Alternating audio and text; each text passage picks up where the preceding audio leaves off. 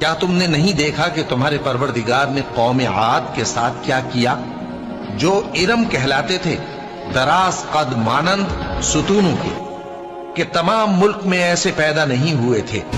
اور سمود کے ساتھ کیا کیا، جو وادی قرا میں چٹانیں تراشتے تھے؟ اور فرعون کے ساتھ کیا کیا، جو خیمے اور میخیں رکھتا تھا؟ یہ لوگ ملکوں میں سرکش ہو رہے تھے، پس ان میں بہت سی خرابیاں کرتے تھے، تو تمہارے پروردگار نے ان پر عذاب کا کوڑا برسا دیا۔ بے شک تمہارا پروردگار طاق میں ہے۔ حضرت فاطمہ کا یہ مہر طے پایا، مہر مقرر بھی ہو گیا۔ بعض روایات میں یہ ملتا ہے کہ حضرت فاطمہ نے کہا، اے اللہ کے نبی صلی اللہ علیہ وسلم، یہ نکاح کس کی جانب سے ہو رہا ہے؟ حضور نے فرمایا اللہ کی طرف سے، اللہ تعالیٰ نے پسند فرمایا کہ تمہارا نکاح علی کے ساتھ ہو۔ تو حضرت فاطمہ کہتی ہیں تو پھر میرا مہر بھی اسی شان کے مطابق ہونا چاہیے، 400 مسکال چاندی۔ کہا میرا مہر بھی اس شان کے مطابق رکھیں جو اللہ تعالیٰ نکاح کر رہا ہے۔ حضور پاک صلی اللہ علیہ وسلم نے پوچھا، فاطمہ تم کیا پسند کرتی ہو مہر میں؟ تم کیا لینا چاہتی ہو مہر میں؟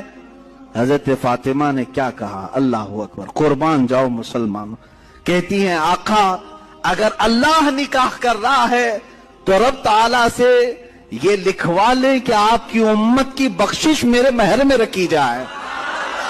آخر اللہ تعالیٰ نے حضرت اسرائیل علیہ السلام کو ہی موت کا فرشتہ کیوں بنایا؟ جب اللہ تعالیٰ نے حضرت آدم علیہ السلام کو بنانا چاہا تو اللہ تعالیٰ نے سب سے پہلے حضرت جبریل علیہ السلام کو حکم دیا کہ زمین پر جاؤ مٹی لے کر آؤ۔ تو حضرت جبریل علیہ السلام زمین پر آئے اور مٹی کو اٹھانا چاہا۔ مٹی رو کر کہنے لگی، اے جبریل مجھ پر رحم کریں، مجھے نہ لے جائیں، مجھ سے انسان کو بنایا جائے گا اور انسان دنیا میں فتنہ فساد کرے گا، مجھے اس میں شامل نہیں ہونا۔ جبریل امین کو رحم آ گیا اور وہ خالی ہاتھ آ گئے۔ تب اللہ تعالیٰ نے حضرت میکائیل علیہ السلام کو بھیجا لیکن وہ بھی نہیں لائے۔ پھر حضرت اسرافیل علیہ السلام کو بھیجا مگر وہ بھی نہیں لائے۔ پھر اللہ تعالیٰ نے حضرت اسرائیل علیہ السلام کو بھیجا۔ حضرت اسرائیل علیہ السلام نے مٹی کی ایک نہ سنی اور فوراً لے آئے۔ تب اللہ تعالیٰ نے کہا، ان کی طرح تجھے رحم نہیں آیا؟ حضرت اسرائیل علیہ السلام نے کہا، رحم تو آیا مگر حکم تیرا تھا اس لیے پورا کرنا ضروری تھا۔ تب اللہ تعالیٰ نے فرمایا، آج سے قیامت تک کے لوگوں کی روحیں نکالنے کا کام تیرا ہے۔ بے شک اللہ ہی دانے اور گٹھلی کو پھاڑ کر ان سے درخت وغیرہ اگاتا ہے، وہی جاندار کو بے جان سے نکالتا ہے اور وہی بے جان کا جاندار سے نکالنے والا ہے۔ یہی تو اللہ ہے، پھر تم کہاں بہکے پھرتے ہو؟ وہی رات کے اندھیرے سے صبح کی روشنی پھاڑ نکالتا ہے، اور اسی نے رات کو موجب آرام ٹھہرایا اور سورج اور چاند کو حساب کا ذریعہ بنا دیا۔ یہ اللہ کے مقرر کیے ہوئے اندازے ہیں، جو غالب ہے، علم والا ہے۔ حضور سے پوچھا گیا، یا رسول اللہ صلی اللہ علیہ وسلم، مرد پر سب سے زیادہ حق کس کا ہے؟ فرمایا اس کی اماں کا۔ یہ نہیں فرمایا اماں اور بیوی کا۔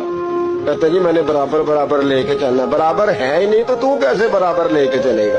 ہے ہی نہیں برابر، بیوی اور ماں برابر نہیں برابر لے کے چلا جا سکتا۔ مصطفیٰ کریم نے فرمایا مرد پر سب سے زیادہ حق اس کی ماں کا۔ تو یا رسول اللہ عورت پر؟ فرمایا اس کے خاوند کا۔ اس کے لیے خانہ کعبہ تو ہے اور تیرے لیے خانہ کعبہ تیری ماں ہے۔ اب یہاں ماحول یہ بن گیا کہ برابر، پہلے 2 4 5 دفعہ بیوی سے چگلیاں سن لیتے ہیں اماں کی، بلکہ کئی تو اتنے بیوقوف ہیں سپورٹر بھی ہوتے ہیں ماں باپ کی غیبتوں میں، کہتے ہیں نہیں ممی آکھاں گا اماں نو، گل ٹھیک ہے تیری جو تو بھی کرنی، صحیح ہے بات، ابا جی ایسے ہی کرتے، میں کروں گا بات۔ اب تو وہ شروع ہو گئی، اب تو کہے گا دروازہ بند ہو، تو یہ دروازہ بند ہو سکتا؟ اسے بتاؤ بیت اللہ کی طرف پیر نہیں کیے جا سکتے۔ اور بیوی بھی یاد رکھے، اگر آج وہ کسی کے بیٹے کے بارے میں بات کر رہی ہے تو بیٹا اس کا بھی بیاہ جائے گا، زیادہ لمبا فرق نہیں پڑتا، 20 22 سالوں کا پڑتا ہے، فوری طور پہ بدلہ مل جاتا ہے۔ یاد رکھے اگر تو زندگی کے اندر صحیح رہے گی تو تیرے لیے بھی وقت صحیح آئے گا، اور اگر تو بری رہے گی تو پھر تیرے حق میں بھی رویے سخت ہی آئیں۔ ماں باپ کے ساتھ اچھا رویہ رہے۔ اتنے بیوقوف بچے کہ ماں باپ کو آگے سے باتیں کریں، کہانیاں سنائیں۔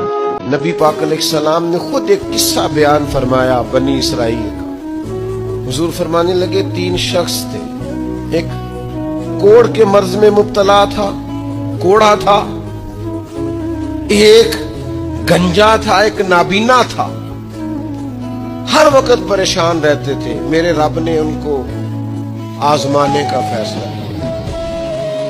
देखो अल्लाह के आजमाने का तरीका क्या है। एक फरिश्ता इंसानी शक्ल में आया, सबसे पहले जिसको कोढ़ का मर्ज था उसके पास आया। हुजूर सैयद आलम सल्लल्लाहु ताला अलैहि वसल्लम बयान फरमाते हैं, उसने आके उससे कहा क्या चाहते हो? उसने कहा यार मुझे कोढ़ का मर्ज है, लोग मुझसे नफरत करते हैं, घिन करते हैं, काश मेरी खाल ठीक हो जाए, जिल्द ठीक हो जाए, बीमारी चली जाए। तो फरिश्ते ने हाथ फेरा, अल्लाह ने शिफा अता कर दी। शिफा किसने दी? हाथ किसने फेरा? तो कोई अर्ज नहीं, अगर किसी वक्त कोई बुजुर्ग दम कर दे, हाथ फेर दे, तो शिफा अल्लाह ही देता है। बुखारी में मौजूद है, जो रवायत दर्ज कर रहा हूं। फरिश्ते ने हाथ फेरा, अल्लाह ने।